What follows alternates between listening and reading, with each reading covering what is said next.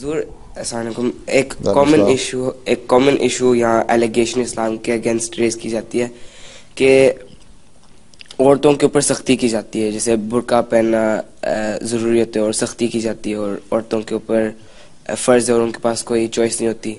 تو برقعے کے لحاظ اگر آپ ایکسپلین کریں تو ہم کسی کو، اگر کسی نے ایلیگیشن لگائی ہے اس کے بارے میں، تو ہم ان کو کیسے ایکسپلین کریں کہ عورتوں کو. بات یہ ہے کہ صرف ایک ہی سختی ہے عورتوں پہ برقع پہننا ہے.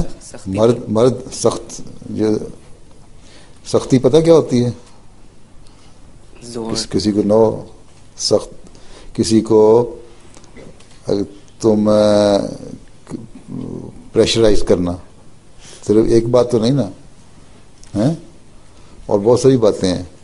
مرد جو ہیں وہ تو کہتا ہے میں باہر نکلوں تو ٹائی پہنی ہو، سوٹ پہنا ہو، اچھا ڈریس ہو. ہیں عورتوں کو تم کہتے ہو کہ وہ جو باہر نکلیں تو وہ ٹی شرٹ میں پہنی ہو، ٹائٹ جین ہو، جن کا لباس اچھا نہ لگتا ہو. حالانکہ پرانے زمانے میں عورتیں اچھی، جو عورتیں ہوتی تھیں نا، نیک عورتیں اور خاندانی عورتیں ہیں، وہ اچھے لباس ڈھکے ہوئے لمبی میکسی پہن کے پھرا کرتی تھی. بات یہ ہے کہ اسلام نے بہت سارے حق بھی دیے ہیں نا عورتوں کو.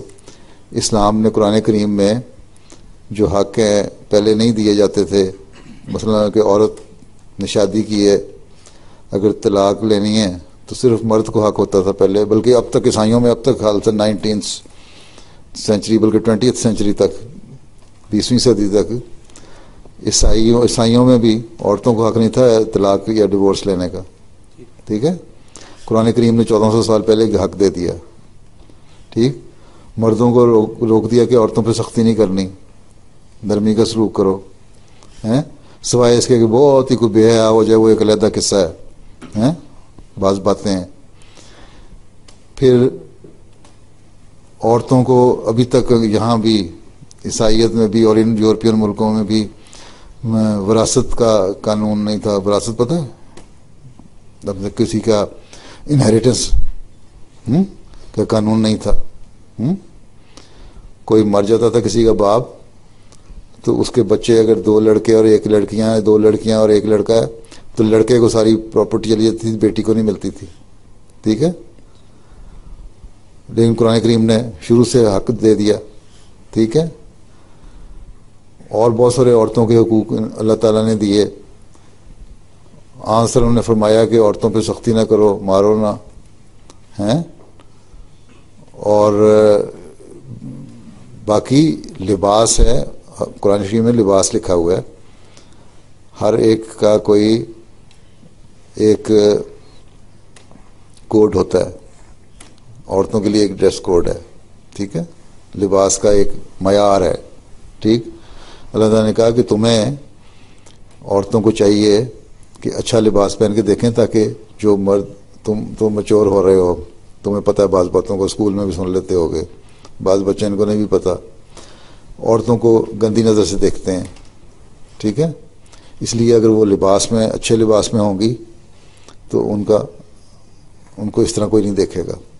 ٹھیک ہے، اور وہ لباس یہی تھا کہ تم جو اپنے جسم کے سارے ایسے فگر جو لوگوں مردوں کو اٹریکٹ کرتے ہیں نا، ان کو ذرا چھپا کے رکھو. ٹھیک، یہ کہا ہے قرآن شریف میں بھی اور حدیث میں بھی. ٹھیک، اور یہی اسلام کہتا ہے.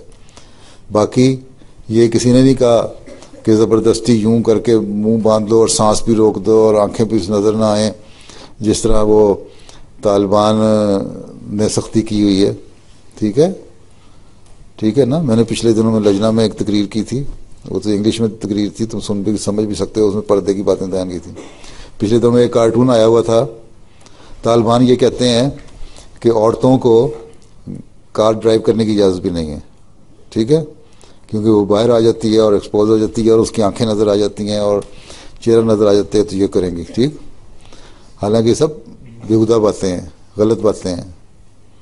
عورت کو آزادی ہے، عورت ڈاکٹر بھی بن سکتی ہے، عورت ٹیچر بھی بن سکتی ہے، عورت انجینئر بھی بن سکتی ہے اور ڈرائیو بھی کر سکتی ہے.